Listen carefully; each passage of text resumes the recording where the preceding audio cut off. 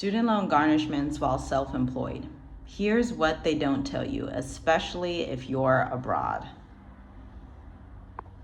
You're self-employed, you're a freelancer, a consultant as I am, you work internationally or you want to work internationally and you think wage garnishment doesn't apply to you. My friend, I'm sorry to bust your bubble. I'm sorry to be the bearer of bad news, but if you're behind on federal student loans, the government has other ways to come for your income, and it's not just through your paycheck, okay? So you're not safe if you are an entrepreneur. They can levy your bank account, okay? I'm Tiffany G, a freelance writer who works in finance. This is why I have all of this insider information for you. I work behind the scenes with tax resolution firms, debt experts, real estate firms, even healthcare and DNA firms as well. This is the side of student loan collections that nobody is talking about, again, especially if you are self-employed.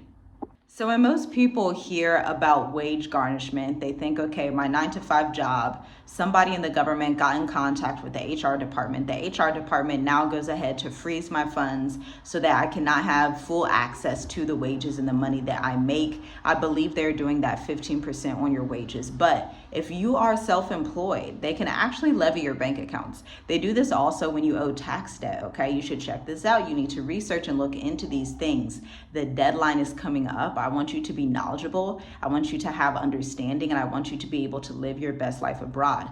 But that means that you need to stay compliant with student loans and tax debt as well. And it's pretty simple once you understand and know the industry and you know what's going on with these changes, because you can reach out to your student loan provider like today and negotiate with them, okay? The main thing is that you get in contact with them and set up something. They also have income-driven repayment plans, IDRs. This is public information that you can find and should find and look into so that they do not take all your money. And when I say levy your bank account, like they will literally come in and you will just look at your bank account one day and you'll be like, oh, where'd my money go? Like your business bank account. They can and will levy your business bank account for student loan debt. FYI, you can also get out of consolidation with rehab or you can also get out of the debt, the student loan debt, with consolidation or rehab. In both situations, you're negotiating for different types of payment plans, trying to protect your credit, because remember, student loans just don't fall off. Like, student loans are the type of debt that stay literally forever, and it's unfortunate, but you know, when you sign the contract to acquire those student loans, whether you were ready for it or not, you still signed that contract. That's a legal document, that's a legal agreement. So though you may feel like, oh my gosh, the government scammed me.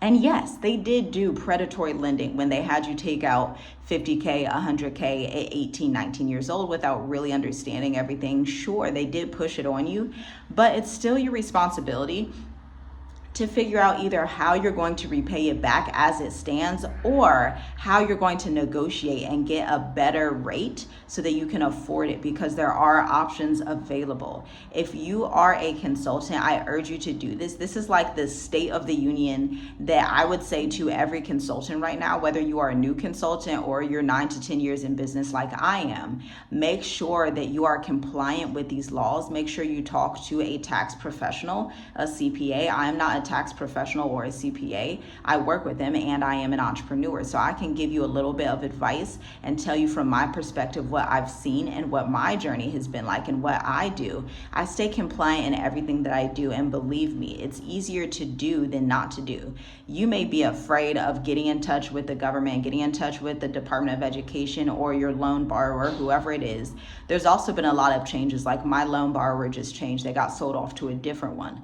There's a lot of changes happening right now. There's a lot of things going on, but one thing is for sure, if you ignore this, let me just tell you, the government, they're the wrong people to ignore. Instead of ignoring them, you need to get in touch with them to figure out how to be compliant in your freelance business. Now, if you are a freelance copywriter, a freelance education consultant, a freelance information technology consultant, a government contractor, any type of consultant, go ahead and binge the Black Educators Amplified playlist. Registration is closed for cohort 6. We are in weeks 1 and 2 of the program.